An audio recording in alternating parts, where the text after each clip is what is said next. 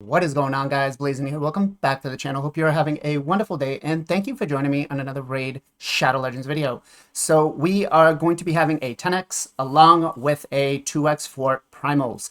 Now, the 2x for Primals are not really a 2x, but the good part is that the 10x isn't going to coincide with that, right? So it's not a 10x just for Primal Shards.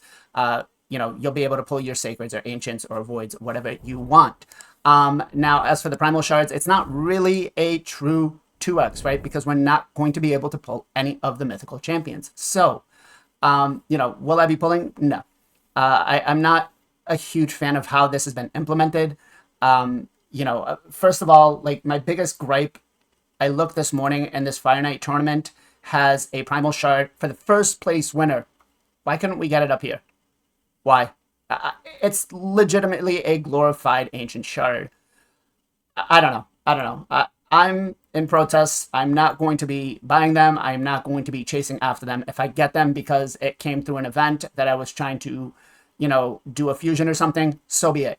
Am I going to, try to kill myself to get them? Absolutely not. It is what it is. I don't really care. So let me know in the comments down below what you guys think about it. Are you chasing them or are you just saying the hell with it? So anyways, let's get into the 10x champions, right? So the first one, we'll start off with the rares, is actually going to be, or epics, sorry, is actually going to be Mysiliac Priest Ornn. Pretty solid champ, right? All about poisons, A1 poisons, A2 actually explodes the poison, A3 places poison and poison sensitivity. And then his passive basically gives him more HP and defense, but it resets every round, right? So overall, he's okay. He was definitely nerfed right before he came out, right? Next one is actually going to be a Skinwalker, which is going to be Scabarus, right? Scabarus brings poisons on the A1, leech on the A2, a weaken on the A3, and then if the weaken is placed, then he'll give increased attack, right? Not the best. And then his passive increases more damage if there's poisons out there, right? Then we have Fane. Fane is actually one of the best clan boss champions in the game. Her A1 smacks really hard. A2 brings a poison and decreased attack if you need it. And then also brings a decreased defense and weaken. She is definitely used on a lot of the bad eater comps because of that. She is quite squishy, so she won't work on a traditional clan boss team, but will work great in a unkillable team, right? Which is what most players run nowadays anyways. Now let's move into the rare epic. Not rare epic, void epic, sorry guys. Which is actually somebody I just did a guide on, which was Uragrim, right? This guy is solid. Stage 20 of Dragon, he can solo it. Stage 20 of Ice Golem, he can solo it. He can solo hard 90s Scarab, any rotation, right? Really, really great. Not a lot of things that, are disappointing about him. He did have a little bit of a nerf when he was, after he was released, actually, which kind of caused a little bit of the community to be pissed, rightfully so. But he was, on par with Bad Alcazar, who is a legendary champion. But he does bring poisons on the A1, heals and cleanses on the A2, more poison and healing on the A3 with a solid 20% speed in all battles, right? One of my most favorite, and I want to say best, epics voids in the game. Now, moving on to the legendaries. The first one is actually not somebody I really care for, but it's not the Paralyzer. Other than just looking cool, not something I really care for. A1 brings decreased accuracy, A2 brings a sleep and poisons, A3, brings a ally protection and continuous heal, which is solid on a 3-turn for clan boss, but, the passive is what kills it. It places a sleep if someone is attacked under ally protection.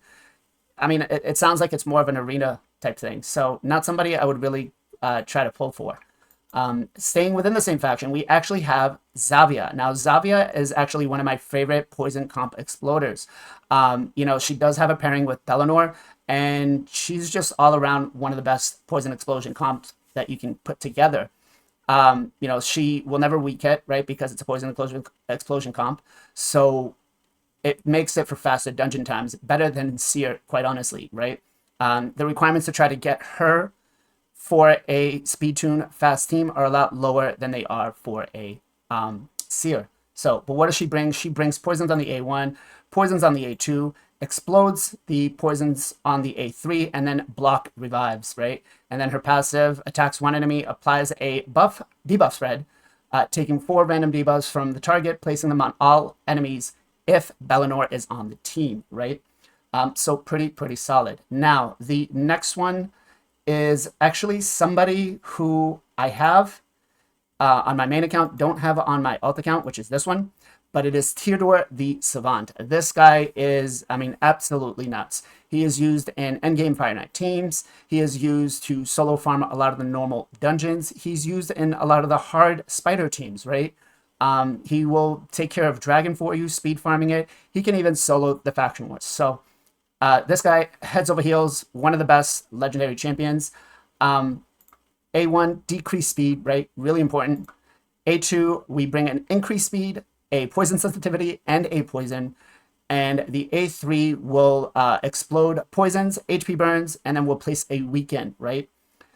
And then the passive is actually kind of nice.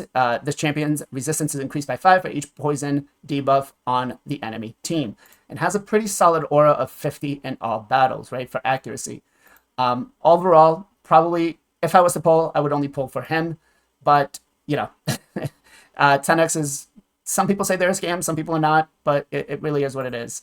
And then the last Void legendary we're going to have is Supreme KO. Now, this guy has a really great kit, but the kit does not, for me at least, it doesn't scream out, you know, a must-have. A1 brings a weekend, right? Attacks all enemies. A2 brings poisons, attacks all enemies.